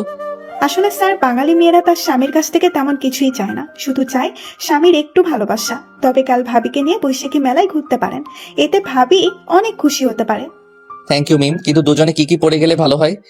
স্যার, পোশাক বলতে কাল কিন্তু অবশ্যই ভাবিকে সাদা আর লাল রঙের মিশ্রণের একটা শাড়ি, খোপায় ফুল পরে সাজতে বলবেন। আর আপনি সাদা পায়জামা আর একটি লাল ফতুয়া বা পাঞ্জাবি পরে গেলে হয়তো অনেক ভালোই হবে। থ্যাংক ইউ মিম, এত এত থ্যাংক ইউ বলে অফিস থেকে বের হয়ে সরাসরি মার্কেটে চলে গেলাম। ওর জন্য একটা লাল সাদা মিশ্রণে একটা বৈশাখী শাড়ি সহ সবকিছু কিনে বাসায় গেলাম। বাসায় যেতে যেতে রাত হয়ে গেল। ওকে রাতে কিছুই দেখালাম না। খুব ভালো লাগছে, কাল সারাটা দিন মেয়েটার সাথে কাটাবো। ওর হাত ধরে হাঁটবো, ঘুরবো, অনেক মজা করব। রাতে খুশিতে ঘুমিয়ে আসছে না। আনিকাকে বুকে রেখে শুয়ে পড়লাম, আর একটু পরপর ওর দিকে তাকিয়ে মুচকি মুচকি হাসতে লাগলাম। আমার পাগলিটাকে কাল আমি নিজ হাতে সাজাবো, কত সুন্দর লাগবে ওকে। ওর দিকে একটু পরপরই তাকিয়ে মুচকি হাসছিলাম। হয়তো ও আমাকে আজকে পাগল বলবে, কারণ বিষয়টা ও একটু অন্যরকম ভাবে নিচ্ছিল। যেভাবে নিক আমার কি, আমি তো খুব খুশি। অনেক অপেক্ষার পর সকালের আলো ফুটলো, আর তখনই সবকিছু ওর সামনে দিলাম। আনিকা, এই নাও। কি এটা? এটাতে বৈশাখী শাড়ি আছে, তুমি পরে এক্ষুনি তৈরি হও, আমি পাঞ্জাবি পরে আসছি। আমি তৈরি হব কেন? আর আমার জন্য এগুলো কেন? আরে বোকা, আজ তো পহেলা বৈশাখ, তোমাকে নিয়ে আজ সারাদিন ঘুরবো। না, আমি যাব না। প্লিজ আনিকা, না করো না, প্লিজ প্লিজ। না, আমি এগুলো পরবো না। ওর এমন কথা শুনে মনটা খারাপ হয়ে গেল। আজ এত আশা করেছিলাম, কত কি ভেবেছিলাম, আর ও সবকিছুই কেমন অগোছালো করে দিল। তাই মন খারাপ করে অন্য একটা রুমে গিয়ে বসে রইলাম। মন চাচ্ছিল সবকিছুই ছিঁড়ে ফেলি, তবে কিছুই করলাম না। মন খারাপ করে বসে রইলাম। হঠাৎই দরজায় চোখ পড়লো। দরজায় চোখ পড়তেই চোখ আসমানে উঠে গেল, কারণ মেয়েটা পোশাকগুলো পরেছে। আনিকাকে যে এতটা সুন্দর লাগবে ভাবতেই পারিনি। ওর দিকে কেমন অবাক চোখে তাকিয়ে রইলাম অনেকক্ষণ পর। এই যে মিস্টার, হা করে থাকবে নাকি আমাকে নিয়ে ঘুরতে যাবে? আনিকা, আমি স্বপ্ন দেখছি না তো? তুমি আমার সাথে যাবে? যাবো বলেই তো তৈরি হয়ে এসেছি। ওর এমন কথা শুনে মনের ভিতর লাড্ডু ফুটছিল। তখনই আনিকাকে নিয়ে বাইরে বের হয়ে গেলাম। বৈশাখী মেলায় দুজনে হাতে হাত ধরে অনেকক্ষণ ঘুরছিলাম। সব কাপলদের আর বিবাহিতদের জুটির ভিতর কেমন আমাদের জুটিটাই বেশি ভালো মনে হচ্ছিল। যার সাথে এমন একজন মানুষ আছে, তার জুটি কি খারাপ হতে পারে নাকি? ওর হাত ধরে বৈশাখী মেলার ভিতর হাঁটাহাঁটি করছিলাম। কত শান্তি। আনিকার হাত ধরে আজ হাঁটাহাঁটি করছি। তখনই মনে মনে বলতে লাগলাম, শুভ নববর্ষ। আর এই শুভ নববর্ষ আমার জন্য শুভ দিন। ভাবতেই কেমন খুশিতে মন আনচান করছিল। ঠিক তখনই একটা ছোট বাচ্চা এসে আনিকার কাপড়ের আঁচল ধরে টানতে লাগলো। বাচ্চাটা একদমই খালি গায়ে, আর পরনে শুধু একটা শর্ট প্যান্ট, তাও সেটা অনেক নোংরা আর ছেঁড়া। বয়স আনুমানিক 8 থেকে 9 বছর। এইটুকু একটা বাচ্চার এমন অবস্থা দেখলে কান্না বুকটা কেঁপে উঠবে। ওই বাচ্চাটা আনিকার কাপড় ধরে বলতে লাগলো, আফা, 2টা টেহা দেন না, খুব ক্ষুধা লাগছে, দেন না আফা 2টা টেহা। চুপ করে বাচ্চাটার দিকে চেয়ে আছে। আফা দেন না 2টা টেহা, খুব খিদা লাগছে। তোমার নাম কি বাবুমণি? সূচনা। তোমার বাবা মা কই? বাপ মা নাইকা, তাহলে থাকো কই? রাস্তার সাইডে, রাতে থাকো কই? স্টেশনের রাস্তার মোড়ে। দেন না 2টা টেহা, অনেক খিদা লাগছে। মেয়েটার সাথে কথা বলছিল, আর আনিকার চোখ দিয়ে পানি বের হচ্ছে। আর অপরদিকে আমি অবাক হয়ে তাকিয়ে রইলাম। মেয়েটার কথাগুলো শুনে বুকটা কেঁপে উঠলো। বাবা মা না থাকলে জীবন যে কতটা কষ্টের হয় সেটা আমি বুঝি, কারণ আমারও যে বাবা মা নেই। পাঞ্জাবির হাতা দিয়ে চোখটা মুছে ফেললাম। মেয়েটার সাথে কথা বলে আনিকা আমার দিকে তাকিয়ে রইল। আমি বুঝতে পারলাম আনিকা ছোট মেয়েটাকে সাহায্য করতে চাচ্ছে, কিন্তু ওর কাছে তো কোনো টাকা নেই, কারণ আসার পথে ওর টাকা নিয়ে আসেনি, যার কারণে কিছুই দিতে পারছে না। তখনই আমি মাটিতে হাঁটু গেড়ে, সূচনা সাহেব 2টা টেহা দেন। আমার সাথে যাবে? কই নিয়ে যাইবেন আমারে? তোমাকে ভালো একটা স্কুলে নিয়ে যাব, সেখানে তুই বন্ধুদের সাথে গল্প করবা, লেখাপড়া করবা, খেলাধুলা করবা। যাবে আমার সাথে? ও জামু, কিন্তু খাইতে দিবেন তো? আর কি কি কাম করতে হইব? আমি কিন্তু বেশি কাম পারি না। মেয়েটার কথাটা শুনে একদমই অবাক হয়ে গেলাম। এইটুকু একটা মেয়ে কি বলে এসব? তোমার কাজ করতে হবে না, চলো আমার সাথে। আর তোমার আরো বন্ধু আছে, ও আছে। তাদের কাছে আমাকে নিয়ে যাও। ও আইন আমার লগে। তারপরই মেয়েটাকে ওই অবস্থাতেই ওর গালে একটা চুমু দিয়ে কোলে তুলে নিলাম আর মেয়েটাকে কোলে নিয়ে তাদের পাড়াতে চলে গেলাম। আনিকাও আমার সাথে। আনিকা শুধু অবাক দৃষ্টিতে আমাকে দেখছিল। যাই হোক, মেয়েটাকে নিয়ে একটা চিপাকড়িতে ঢুকতে দেখলাম আরো অনেকগুলো শিশু। তাদেরকে একজন মুরব্বী বয়সী লোক ভিক্ষার গান শিখাচ্ছে। দেখে রাগ উঠে গেল। আর তখনই, এই বুড়ো, এইগুলো কি শিখাচ্ছ এগুলো? আপনার সমস্যা কি? যা খুশি তাই শিখাবো। আমার অনেক সমস্যা, বাচ্চাদের দিয়ে এগুলো করানো ঠিক না। কোনটা ঠিক আর কোনটা বেঠিক আপনার কাছ থেকে শিখতে হবে নাকি? ওদের খাওয়ান তো আর আপনি দেন না। আজ থেকে ওদের খাবার আমি দিব। তাহলে আর দেরি করছেন কেন? এই হতচ্ছাড়াগুলোকে এখনই নিয়ে যান। নিয়ে যাবই, কিন্তু ওদের বাবা মা কই? হুস, বাবা মা এগুলো সব পতিতাদের পোলামাইয়া। ওদের নষ্টামির ডাস্টবিনের ফসল। আচ্ছা, আমাকে ওদেরকে নিয়ে যেতে দিন। বললেই তো হবে না, এতদিন ধরে এগুলো আমি বড় করছি। এই টাকা কে দিব? টাকা দিলে নিতে পারবেন, নয়তো আমি এগুলা শিখাইবই। কথাগুলো শোনার পর আনিকাও কেমন চুপসে গেল। ওদের জন্য মেয়েটার কত মায়া। ঠিক তখনই বললাম, কত টাকা লাগবে? 5 লক্ষ টাকা দিলেই ওদের সবাইকে যেতে দেব। তারপরে আনিকাকে কিছুক্ষণের জন্য থাকতে বলে ওখান থেকে চলে আসলাম। আর প্রায় 30 মিনিট পরে ওখানে টাকা নিয়ে ওখানে গেলাম আর ওদেরকে নিয়ে আসলাম। তারপর সবাইকে একটা এতিমখানায় নিয়ে যেতেই কয়েক শত ছোট শিশু আমার দিকে দৌড়ে আসলো। সবাই আমাকে আব্বু আব্বু বলে ডাকতে লাগলো। আনিকা তখন আমার দিকে অবাক করার দৃষ্টিতেই তাকিয়ে আছে। ঠিক তখনই ওখানকার হুজুর এসে বলল, স্যার, আল্লাহ আপনার কল্যাণ করুক। আজকে নতুন কাউকে নিয়ে এসেছেন। হ্যাঁ চাচা, আজকে এই শিশুগুলোকে নিয়ে এসেছি। এদের দায়িত্ব কিন্তু তোমার। আপনি সাথে থাকলে আমিও রাজি। চাচা, ওদেরকে নতুন পোশাক পরাও আর ভালোভাবে গোসল করিয়ে দিও। আমরা আজ সারাদিন একসাথে অনেক মজা করব। আনিকা, তুমি আমার সাথে থাকবে তো? বলতে না বলতেই মেয়েটার চোখ দিয়ে অজর ধারায় বৃষ্টি ঝরতে শুরু করলো। আর ওর মুখ দিয়ে ও এমন ভাবে হাসতে লাগলো যেন ও অনেক অনেক খুশি। কি হলো, আনিকা থাকবে তো? হ্যাঁ আবিদ, আমি থাকবো। আর আমি সবার সাথে আজ অনেক মজা করব।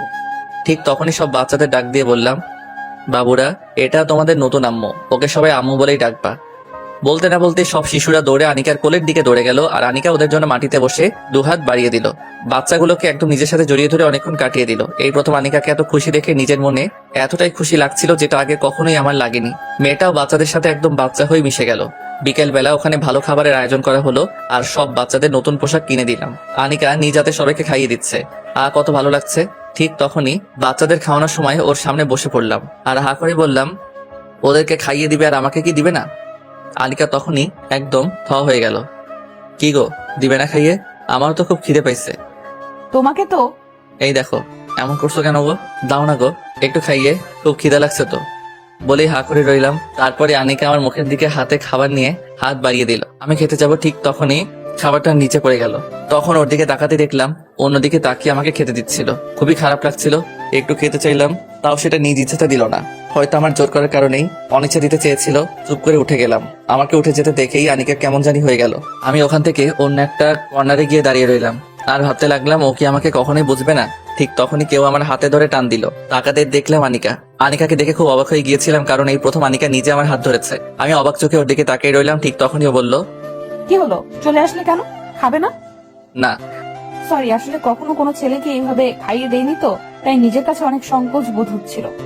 আপনাকে সরি বলতে হবে না। আসলে বুঝতেই পারিনি, সবকিছু সবার কপালে সয় না। আর খারাপ মানুষদের কপালে তো আরো সয় না। ভেবে নিবো আমার কপালেও তাই। আনিকাকে হঠাৎই আপনি করে বললাম। সরি, চলো খেতে যাবে। না, যাব না। আর আপনি বাচ্চাগুলোকে নিয়ে খেতে চান, ওরা খাবে এখন। তুমি খাবে না? শুধু বাচ্চাদের কথাই কি ভাববে? আমি না খেলেও সমস্যা নেই, কিন্তু ওরা না খেয়ে থাকলে অনেক সমস্যা। বাচ্চাগুলোকে অনেক ভালোবাসো বুঝি। নিজের থেকেও বেশি। যেদিন আমার জীবন থেকে ইভা নামক মেয়েটা হারিয়ে গেল, সেদিন থেকে ওরা আমার সবকিছু। এই ইভা আবার কে? বাদ দিন, সময় হলেই বলবো। এখন ওদেরকে খেতে দিন। সাথে যে তোমাকেও যেতে হবে। ঠিক তখনই বাচ্চাগুলো আমাকে জড়িয়ে ধরছে আর বলছে, চলো না আব্বু, তুমি আমাদের সাথে খাবে, চলো না। তখন সবার কথাই খেতে গেলাম। তারপরে আনিকা আমার সাথে খুব ভালোভাবে কথা বলতে লাগলো, নিজ হাতে খাইয়ে দিল। খুব খুব বেশি ভালো লাগছিল। সারাদিনে অনেক মজার আনন্দের মাঝে বৈশাখ পালন করে দুজনে বাসায় চলে আসলাম।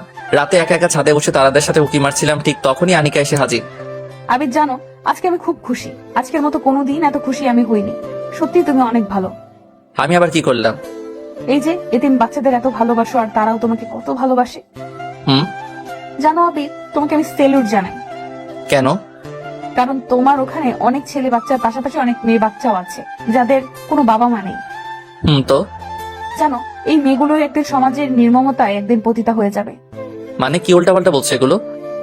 আবির, যখন মেয়েগুলো আস্তে আস্তে এইভাবে রাস্তায় বড় হবে, তখন তারা হয়ে যাবে রাস্তার মেয়ে। তাদেরকে কেউ বিয়ে করবে না।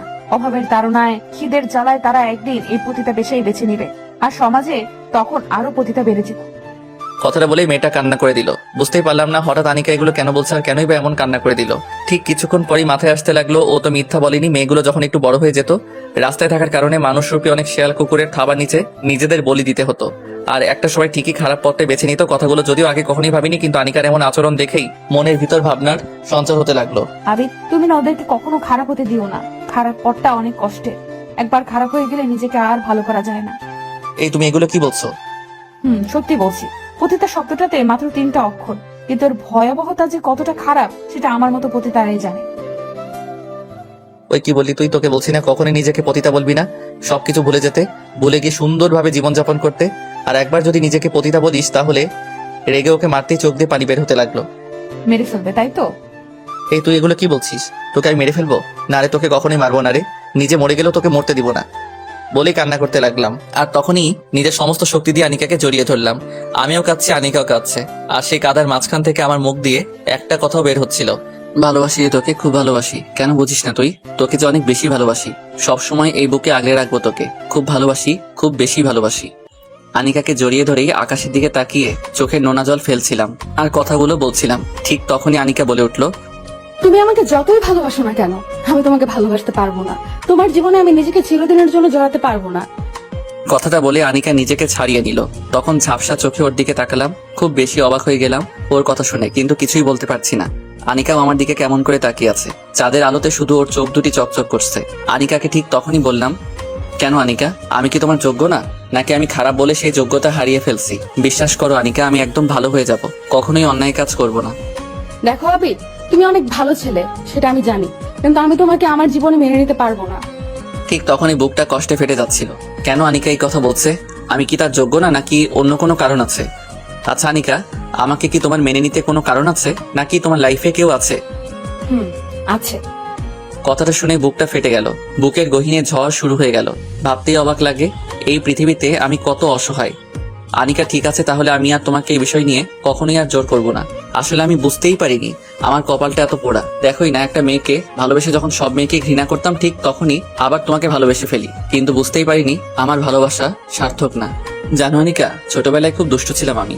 বাবা মা থাকতে তাদের কাছে যা চাইতাম তারা যেভাবেই হোক সেটাই আমাকে এনে দিত, আর না দেওয়া পর্যন্ত অনেক জেদ ধরতাম। বয়স যখন মাত্র 12 বছর, ঠিক তখনই একদিন একটা অ্যাক্সিডেন্টে বাবা মা মারা যায়, আর হারিয়ে যায় বাবা মা নামক ছায়াটা। সেদিন অনেক কান্না করেছিলাম। এরপর থেকে কেউ কখনোই আমার চাওয়া কোনো জিনিস আমাকে এনে দেয়নি। এরপর আমার চাচাও আমার সকল সম্পত্তি আত্মসাৎ করে ফেলে, রাস্তায় বের করে দিল আমাকে। হয়ে গেলাম রাস্তার ছেলে। আস্তে আস্তে বড় হতে লাগলাম। কাজ করে পড়াশোনা করতাম, সারা রাত কাজ করে দিনে স্কুলে যেতাম। আস্তে আস্তে যখন ভার্সিটি লাইফে চলে গেলাম, তখন ইভা নামের একটা মেয়েকে অনেক পছন্দ হয়, আর মেয়েটা অনেক বেশি সুন্দর ছিল। আস্তে আস্তে ফ্রেন্ডশিপ, আর তারপর রিলেশন। হঠাৎই একদিন দেখলাম ও আরেকটা ছেলের সাথে ঘুরছে, আর আমি জিজ্ঞেস করার কারণে ও বলেছিল আমার মতো গরিব অযোগ্য ছেলের সাথে নাকি ওর মানায় না, টাকাই ওর কাছে সব। সেদিন ও আমাকে অনেক অপমান করে, নিজে অনেক সুন্দর বলে অনেক অহংকার করেছিল। সেদিন নিজেকে কোনোভাবে ঠিক রাখতে পারিনি। টাকা কিভাবে আয় করতে পারি সেটাই ভাবা শুরু করলাম। এরপরই ঘটনাক্রমে আমার চাচার কাছ থেকে আমি আমার সম্পত্তি আদায় করে নিলাম। বাবার সম্পদ পেয়ে হয়ে গেলাম কোটিপতি। কোটিপতি হবার পরই সুন্দরী মেয়েদেরকে অনেক ঘৃণা করি, কারণ ইভার সেই চরিত্রটা আমার সামনে ভেসে আছে। আর সবচাইতে মজার ঘটনা হলো, আমার লাইফে টাকার বিনিময়ে রাত কাটানো প্রথম মেয়েও ওই ইভাই। পরে টাকার জন্য আমার সাথে রাত কাটায় সে। দিনে ভদ্রবেশধারী হলেও রাতে ওর মতো খারাপ আর কেউ ছিল না।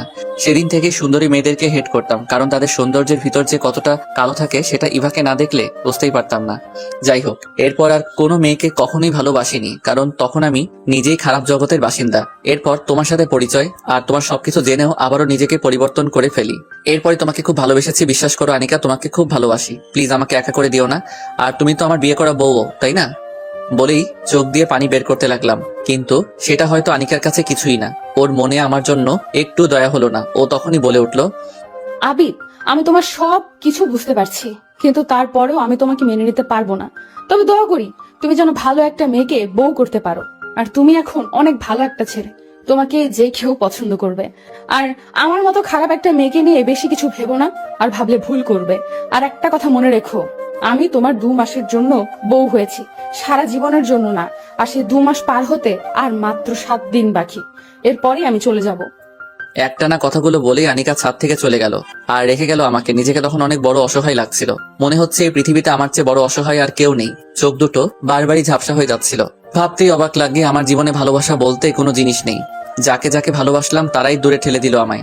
অনেকক্ষণ ছাদে একা একা দাঁড়িয়ে চোখের জল ফেলেছিলাম। চোখ দুটো অনেক ফুলে গেছে, মনে হচ্ছে অনেক ঘুম পাচ্ছে। তাই রুমে চলে গেলাম। গিয়ে দেখলাম আনিকা নিজের মতো করে ঘুমিয়ে আছে। আনিকাকে আর জাগালাম না, চুপ করে খাটে শুতে গেলাম, কিন্তু শুয়ে থাকতে পারলাম না। আজ কেন জানি ওর সাথে শুয়ে থাকতে খুব বেশি কষ্ট হচ্ছে। বারবার মনে হচ্ছে আর তো মাত্র কয়েকটা দিন, এরপর তো আমাকে একাই থাকতে হবে। খাট থেকে নেমে পড়লাম, তারপর সোফায় গিয়ে শুয়ে পড়লাম। কখন ঘুমিয়ে পড়েছি সেটা হয়তো মনে নেই, তবে যখন ঘুমটা ভেঙে গেছে তখন ঠিক ঘড়িতে রাত 3টা বেজে 39 মিনিট। একদমই ঘুম আসছে না, ঘুমহীন ভাবে রাতটা কেটে গেল। সকালবেলা আনিকাকে হসপিটালে রেখে অফিসে চলে গেলাম। অফিস থেকে ফিরে আবার হসপিটালে গেলাম, কারণ আজকে আনিকার আম্মুকে বাসায় নেওয়ার কথা। হসপিটালে গিয়ে ওদেরকে পেলাম না, এর আগেই ওরা ওখান থেকে বের হয়ে গেছে। আনিকাকে ফোন দিলাম, আনিকা কোথায় আছো? বাসায় কেন? না তেমন কিছুই না। তোমার আম্মুকে বাসায় নিয়ে গেছো? খুব ভালো। তবে আমাকে কি সাথে নিয়ে গেলে বা আমাকে বললে কি আমি সাথে থাকতাম না? আসলে বুঝতে পারিনি, সরি। আচ্ছা আমি বাসায় আসতেছি বলেই ফোনটা কেটে দিলাম। বাসায় চলে গেলাম, ওদের সাথে অনেক মজা করলাম। এখন ওর থেকে দূরত্ব বজায় রেখেই চলতে হয়, কারণ ওর আম্মু জানে না আমরা বিয়ে করেছি। উনি জানে ও আর আমি বন্ধু। ওর আম্মু, আমি আর আনিকা 3 জনে মিলে খুব আনন্দে দিন কাটাচ্ছিলাম। সবার মুখেই হাসি ছিল। আনিকার আম্মু মন থেকে আমাকে অনেক পছন্দ করতো, আর উনি আমাকে কয়েকবার বলেছিল আনিকা আমি বিয়ে করে সব সময়ের জন্য রেখে দিতে, কিন্তু বারবারই তখন আনিকা অমত করে। হঠাৎই আনিকা আমাকে বলল, আবিদ, কিছু কথা বলার ছিল। বলো আনিকা। একটু ছাদে আসো। আনিকা তখন ছাদে চলে গেল। আমিও তার পিছু পিছু গুটি গুটি পা বাড়াচ্ছিলাম আর ভাবছিলাম আনিকা কি বলতে চাচ্ছে আমায়। সে চলে যাবে না তো? ভাবতেই কেমন কষ্ট লাগে, কিন্তু কিছু কষ্ট দৃষ্টির আড়ালেই থাকে। ছাদে গেলাম, গিয়েই বললাম, বলো আনিকা কি বলতে চাও? আবিদ, তুমি আমার অনেক উপকার করেছো, আমার মায়ের জীবন বাঁচাতেও অনেক সাহায্য করেছো। আসলে তোমার উপকারের ঋণ হয়তো কখনোই শেষ করতে পারবো না। হঠাৎ এগুলো বলছো যে? আসলে আজকের দিন গড়িয়ে রাত পার হলেই তো তোমার 2 মাস শেষ, আর তারপরে তো আমি চলে যাব। আর কাল সকালেই আমি মাকে নিয়ে চলে যাব। অবাক হয়ে ওর দিকে তাকিয়ে আছি। কি হলো, কিছু বলছো না যে? আসলে আমার কিছুই বলার নেই আনিকা, তবে দিনগুলি যে এত তাড়াতাড়ি শেষ হয়ে গেছে সেটা খেয়ালই করিনি। তবে তোমাকে আমি আর আটকাবো না। যদি কখনো মনে হয় আমার কাছে তুমি ভালো থাকবে তাহলে চলে এসো। আমার মনের দরজা তোমার জন্য সবসময় খোলা থাকবে। ধন্যবাদ। তবে আমার এক অনুরোধ রাখবে আনিকা? কি অনুরোধ? কাল যখন চলে যাবে তোমাদেরকে আমি ড্রাইভ করে তোমার বাসায় পৌঁছে দিব। তবে সমস্যা নাই, যদি প্রবলেম থাকে তাহলে যাব না। তখন আনিকা আমার দিকে কেমন অবাক চোখে তাকিয়ে রইল আর মাথা নাড়ালো। সেদিন রাতে আনিকা সহ সবার সাথে অনেক বেশি মজা করেছিলাম। তারপর আনিকা ওর আম্মুর সাথে ঘুমাতে চলে গেল। আমিও চলে গেলাম ছাদে। সারা রাত না ঘুমিয়ে একটার পর একটা সিগারেট টানতে লাগলাম। মনে কষ্টগুলোকে সিগারেটের ধোঁয়ার সাথে মিশিয়ে দিচ্ছিলাম। খুব কষ্ট লাগছিল, কারণ আনিকাকে যে এতটা ভালোবেসে ফেলবো বুঝতেই পারিনি। আর ওর কি দোষ? ও নিজেও তো অন্য আরেকজনকে ভালোবাসে। আমি যেমন আনিকাকে কাছে পেতে চাই, ঠিক তেমন ও নিজেও তো ওর ভালোবাসার মানুষকে কাছে পেতে চাই। এই কথাগুলো বলেই নিজেকে বারবার সান্ত্বনা দিচ্ছিলাম। হঠাৎই ফজরের আজান দিচ্ছে। আজান শুনে ছাদ থেকে নেমে রুমে চলে গেলাম। সকালে খাওয়া দাওয়া করে ওদের বাসার উদ্দেশ্যে রওনা দিলাম। খুব দ্রুত গাড়িটা চলছে আর খুব দ্রুতই হারিয়ে যাচ্ছে আমার আনিকা। বিকেলের দিকে ওদের বাসায় পৌঁছে গেলাম। ওদেরকে নামিয়ে দিয়েই, আনিকা আমি তাহলে চলে যাচ্ছি, ভালো থেকো আর মায়ের প্রতি যত্ন নিও। সে কি বাবা, তুমি মাত্র আমাদেরকে বাসায় পৌঁছে দিছো, এখন তুমি নিজেই অনেক ক্লান্ত, একটু রেস্ট নাও, খেয়ে দে তারপর যাও। না গো মা, সব জায়গায় থাকার আর খাওয়ার অধিকার হয়তো আল্লাহ সবার কপালে লিখেনি, তবে আপনি বলেছেন এতেই আমি খুশি। আনিকা আমি চলে যাচ্ছি, ভালো থেকো। একটু থেকে গেলে কি হয় না? না আনিকা, তুমি তো জানোই আজকে আমার কাজ শেষ, আজ আমি অপ্রয়োজনীয়। যাই হোক, ভালো থেকো আনিকা, অনেক সুখে থেকো। তুমিও সুখে থেকো, আর ভালো একটা মেয়ে দেখে বিয়ে করে সুখে সংসার করো। করতে চেয়েছিলাম তো, কিন্তু সেটা হলো না।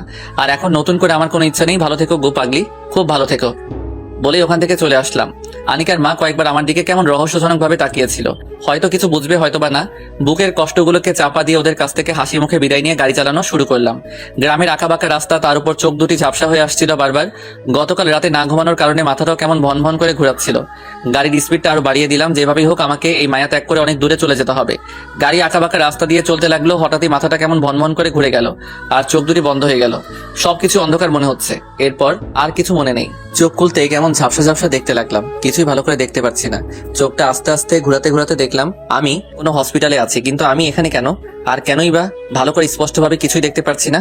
ঠিক তখনই আপন কোনো মানুষের কান্নার আওয়াজ, আর তার সাথে শুনতে পেলাম, আবিদ, তোমার জ্ঞান ফিরেছে? আবিদ, তোমার কেমন লাগছে? আর সেদিন কি হয়েছে? মানুষটার দিকে তাকালাম, কিন্তু চোখে ঝাপসা দেখার কারণে চেহারা বুঝতে পারছি না। তবে কণ্ঠ শুনে বোঝা যায় এটা আনিকা, কিন্তু আমি ভালোভাবে দেখতে পারছি না কেন। ঠিক তখনই চিৎকার দিয়ে উঠলাম, আর আমার মুখ থেকে আপনা আপনি বের হয়ে গেল, আমি ভালো করে দেখতে পারছি না কেন, সবকিছু এমন ঝাপসা লাগছে কেন। কি বলছো আবিদ? তুমি ভালো করে দেখতে পারছো না? না, আমি কাউকে ভালোভাবে দেখতে পারছি না। আমার চোখের কি হলো? না, তোমার কিছুই হতে পারে না। Doctor, doctor. ঠিক তখনই ডাক্তার এসে হাজির। কি হয়েছে? আর রোগীর জ্ঞান কখন ফিরেছে? একটু আগেই ফিরছে। ডাক্তার, আবিদ ভালো করে কিছু দেখতে পারছে না কেন? ওর চোখের কি হয়েছে? আসলে আচ্ছা, আপনি আমার সাথে আমার চেম্বারে আসুন। ডাক্তার সাহেব, সমস্যা নাই, আপনি এখানেই বলুন, আমিও শুনতে চাই। আসলে আবিদ সাহেব, অ্যাক্সিডেন্টের সময় আপনার মাথায় অনেকটাই আঘাত পড়ে, কিন্তু তার চাইতে বেশি আঘাত পড়ে আপনার দুই চোখে। চোখ দিয়ে রক্ত বের হয়ে গেছিল, আর আপনার চোখে প্রচন্ড আঘাত পড়ার কারণে চোখের রেটিনা, কর্নিয়ার মারাত্মক ক্ষতি হয়ে গেছে, যার কারণে আপনি ঠিকমতো ভালোভাবে দেখতে পারছেন না। না, এ হতে পারে না। ডাক্তার, আপনি বলে দেন ওর চোখে আবার আগের মতো ঠিক হয়ে যাবে। দেখুন, আমি তো ভেবেছিলাম ও আর চোখেই দেখতে পাবে না, কারণ চোখের যে ক্ষতি হয়েছে তাতে যে উনি এখনো দেখতে পাবে সেটা আমি নিজেও ভাবতে পারিনি। তবে হ্যাঁ, যদি চোখ পাল্টানো যায় তখন হয়তো উনি চোখে পুরোপুরি দেখতে পারবেন, তাও শিওর না। আনিকা উচ্চস্বরে কান্না করতে লাগলো। আর একটা কথা, ওনাকে কিছু চোখের ড্রপ আর ঔষধ লিখে দিচ্ছি, এগুলো রেগুলার ঠিক মতো ব্যবহার করলে হয়তো বা চোখের আলো ফিরে আসতে পারে। আর চোখের ট্রিটমেন্ট ঠিক মতো চালাবেন। হুম। আর ওনার সাথে সবসময় একজন মানুষ থাকতে হবে, এতে ওনার জীবন নাশের ঝুঁকি কমে যাবে। বলেই ডাক্তার চলে গেল। ঠিক তখন আনিকা অনেক জোরে জোরে কান্না করতে লাগলো, আর বলতে লাগলো, সব দোষ আমার জন্যই তোমার এই অবস্থা হয়েছে। সেদিন আমার কারণে তুমি রাতে উল্টাপাল্টা জিনিস খেয়ে টেনশন করে গাড়ি ড্রাইভ করে নিজের এত বড় ক্ষতি করলে। কেন এমনটা করলে? দেখো আনিকা, যা হবার হয়ে গেছে। আসলে তোমার কোনো দোষ নেই, সব দোষ আমার কপালের। এটা নিয়ে মন খারাপ করো না, বাসায় যাও, গিয়ে রেস্ট নাও। বাসায় যাব? বাসায় গিয়ে তোমার আম্মুর সাথে সময় কাটাও, এতে ওনার অনেক ভালো লাগবে। না, আমি তোমাকে ছেড়ে যাব না। আর মা অনেক ভালো আছে। খুব ভালো। তবে আমার কাছে তোমার থাকার দরকার নেই, আমি একাই ভালো থাকবো। একা থাকবে মানে? ডাক্তার কি বলছে শুনছো? তবে আমার পাশে তোমার থাকার দরকার নেই, বেঁচে তো আছি, মরে তো আর যাইনি। প্লিজ আবিদ, এভাবে বলো না, কষ্ট লাগে। কষ্ট লাগবে কেন? আমি তোমার কে যে তোমার কষ্ট লাগবে? আবিদ, তুমি আমার স্বামী, আর তোমার সব কষ্টের জন্য আমার তো কষ্ট লাগবেই। এ আনিকা, কি বললে এটা? স্বামী? আমি কারো স্বামী টামি না। আর হ্যাঁ, আমার কাছে না এসে তোমার ভালোবাসার মানুষের সাথে সুখে সংসার করো। প্লিজ আবিদ, এভাবে বলো না। আসলে তুমি জানো আমার মতো একটা খারাপ মেয়ের সাথে লাইফে না জড়াও, সেই জন্য সেদিন মিথ্যা কথা বলেছিলাম। খুব ভালো করেছো, এখন তুমি আসতে পারো। প্লিজ আবিদ, এমন করো না। আর আমার কি বা করার ছিল? একটা মেয়ের অনেক কষ্টে সঞ্চিত সম্পদ হলো তার ইজ্জত, যেটা প্রত্যেকটা মেয়ে অনেক কষ্টে আগলে রাখে আর তার স্বামীর হাতে সেটা তুলে দেয়। আর আমার কাছে কি বা ছিল যেটা তোমাকে দিব? আমি তো তোমার হক অক্ষত অবস্থায় রাখতে পারিনি। আমি চাইনি তোমাকে ঠকাতে। আমি তো একটা পতিতা, আর পতিতাদের তো সংসার করা মানায় না, যার কারণে এগুলো বলেছিলাম। আবিদ, আমাকে তুমি মাফ নাই করো, মেনে নাই নাও, তবুও তোমার এই সময়টাতে তোমার পায়ের নিচে আমাকে একটু ঠাঁই দাও। বলে মেয়েটা অনেক কান্না করতে করতে পায়ে পড়ে গেল, আর অনেক ফোপাতে ফোপাতে কান্না করতে লাগলো। পুরো শরীরটা প্রচন্ড ব্যথা করছে, শোয়া থেকে তখন উঠতে পারিনি। আর আনিকার এমন কীর্তি দেখে আমার ঝাপসা চোখগুলো আরো বেশি ঝাপসা হয়ে গেল। চাইলেই আনিকাকে আজ অনেক কিছু বলতে পারতাম, কারণ তার একটা মিথ্যা কথার জন্যই আমার আজ এই অবস্থা। সেদিন রাতে এত ড্রিঙ্ক না করলে হয়তো আজ এমন হতো না, কিন্তু আনিকাকে কিছুই বলতে পারলাম না, কারণ ভালোবাসার টান যে এতটা ভয়াবহ, যেটা সত্যিকারের প্রেমিক ছাড়া আর কেউ অনুভব করতে পারে না। আনিকা, পা ছেড়ে দাও, আসলে কি বলবো বুঝতেই পারছি না। সেদিন তুমি তোমার অবস্থানের কথা চিন্তা করে আমার কাছ থেকে দূরে সরে গিয়েছিলে, আর যদি আমি আমার এই করুণ অবস্থার কথা চিন্তা করে তোমাকে আমার জীবনে আর নাই জড়াই। কথাটা বলতে আনিকা চিৎকার দিয়ে কেঁদে উঠলো। প্লিজ আবিদ, এমনটা করো না। দরকার পড়লে তোমার যত প্রকার শাস্তি আছে সব আমাকে দাও, তারপরও এমন করো না। আর তুমি হয়তো জানো না, তোমার বুকে মাথা না রাখলে এখন আর ঘুমই আসে না, খুব কষ্ট হয়, বুক ফেটে কান্না আসে, অসহ্য মরণ যন্ত্রণা লাগে। এগুলোর একটাই কারণ, আমিও যে তোমায় ভালোবাসি, কিন্তু নিজে একটা পতিতা বলে সেগুলো প্রকাশ করতে কখনোই সাহস পাইনি। প্লিজ আমাকে ফিরিয়ে দিও না, আমাকে না হয় তোমার ওই দিনগুলোতে তোমার পাশে থাকার সুযোগ দাও। তুমি সুস্থ হলে না হয় আমাকে তাড়িয়ে দিও, প্লিজ আমাকে এখন তোমার পাশে থাকতে দাও।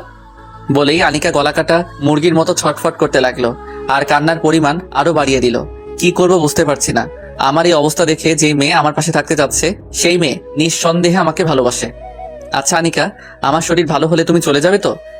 একটু নীরবতা পালন করে বলে উঠলো, তুমি যদি চাও তুমি সুস্থ হলে আমি চলে যাই, তাহলে তাই হবে। একেবারে থাপ্পড় দিয়ে দাঁত ফেলে দিব। তাহলে আসারই দরকার নেই। যদি সারা জীবনের জন্য আমার কাছে আসতে পারো তাহলে এসো, আর যদি না পারো ক্ষণিক সময়ের জন্য আসার দরকার নেই। আমি রাজি, কখনোই তোমাকে ছেড়ে যাব না, জীবন থাকতে তোমাকে একা করব না। আর আমাকে অনেক ভালোবাসতে হবে কিন্তু। নিজের চাইতেও বেশি ভালোবাসবো তোমায়। হুম একটা কথা বলবো? হুম তোমার শরীরে খুব ব্যথা করছে তাই না? হুম যদি অনুমতি দাও তাহলে তার অর্ধেক ভাগ আমি নিব। কিভাবে? আগে অনুমতি দাও। দিলাম। এরপর কি হলো বুঝতেই পারলাম না, কারণ কিছু বুঝে ওঠার আগেই আনিকা আমার মাথার পাশে এসে বসলো আর আমার মাথার পাশে বসেই ওর ঠোঁট আর আমার ঠোঁট এক করে নিল। এই প্রথম আনিকা নিজ ইচ্ছায় আমার সাথে এমন করায় খুব অবাক হয়ে গেলাম। একটু পর ও নিজেকে ছাড়িয়ে বলল, এখন কি কিছুটা কমেছে? কমেনি, উল্টো বেড়ে গেছে। কি? মনের ভিতর খা খা শুরু হয়ে গেছে। কেন? যদি আরো কয়েকটা পাওয়া যেত তাহলে খুব ভালো হতো। যাও দুষ্টু কোথাকার, দাও না। প্লিজ। তারপর আর কি, আনিকাকে নিয়ে চলে গেলাম ভালোবাসার রাজ্যে। শরীরে ব্যথা অসুস্থতা যে কোথায় হারিয়ে গেল সেটা অজানাই রয়ে গেল।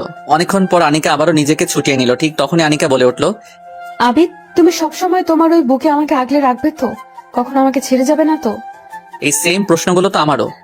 আমি তোমাকে কখনোই ছেড়ে যাব না, একমাত্র মৃত্যু ছাড়া আমাকে তোমার কাছ থেকে কেউ আলাদা করতে পারবে না। আমারও সেম কথা। তখন আনিকা আবারও আমার কপালে একটা চুমু দিল। একটু পর ডাক্তার এসে আমাকে ঘুমের ইঞ্জেকশন দিয়ে ঘুম পাড়িয়ে চলে গেল। আমার আর কিছুই মনে নেই। হঠাৎ ঘুমটা ভেঙে গেল। চারিদিকে একদম নিশ্চুপ। হাতটা উঠাতে যাব কিন্তু পারলাম না।